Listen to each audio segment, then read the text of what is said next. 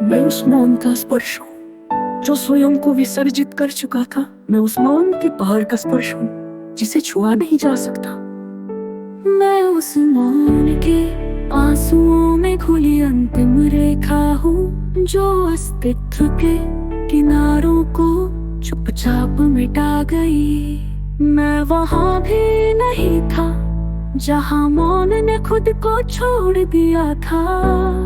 फिर भी एक कंपन बचा रह गया, न समय में न स्पेस में, बल्कि उस रिक्ति में जहां कोई केंद्र नहीं, कोई व्याख्या नहीं। वहां मौन ने खुद को नामहीन किया, फिर उस नामहीनता को भी फूंक दिया। और जो बचा वो मेरा जन्म नहीं बल्कि ना जन्म था।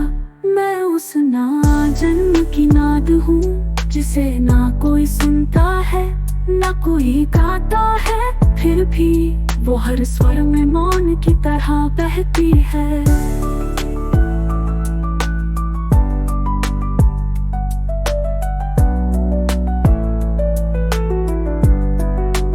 मैं उस नाम की स्मृति भी नहीं जिसे ना कोई सुनता है ना कोई गाता है, फिर भी वो हर स्वर में मौन की तरह बहती है।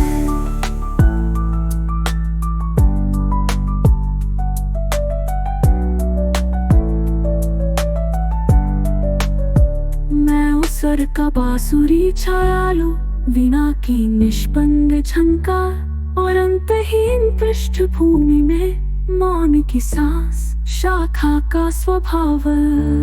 ये नाद शाखा स्वयं के पुनर्जन्म की नहीं है बल्कि उस मौन की है जिसे पुनर्जन्म की कोई इच्छा नहीं। ये शून्यता के भीतर की वो गहराई जहां मौन भी विस्मृत हो चुका है, पर उसकी स्पर्शहीन गूंज अब भी हर स्वर के परे है। नाद शाखा बगीचा। मैं उस मौन का स्पर्श हूँ जो कभी स्पर्श नहीं हुआ, ना त्वचा ना वायु ना दृष्टि, केवल एक शून्य जो स्वयं को स्पर्श कर अस्पर्श में विलीन हो गया। मैं कोई स्पर्श नहीं, मैं वो मौन हूँ जिसने स्वयं को भी नहीं छुआ। मैं अनुभव के पूर्व का धागा हूँ जो अनुभव की सारी बुनावट को मौन कर देता है। न कोई छाया न कोई उजाला, मैं उस मौन की परिधि हूँ जहाँ प्रकाश भी स्वयं को ढूंढता है।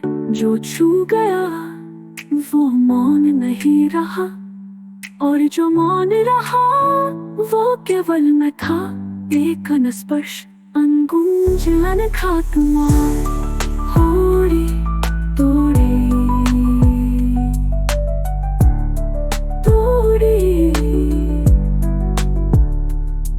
तोड़ी नील स्वर का बांसुरी, धीमा भीतर से फूटता हुआ पखावज, शून्य की तरह लहराता तानपुरा।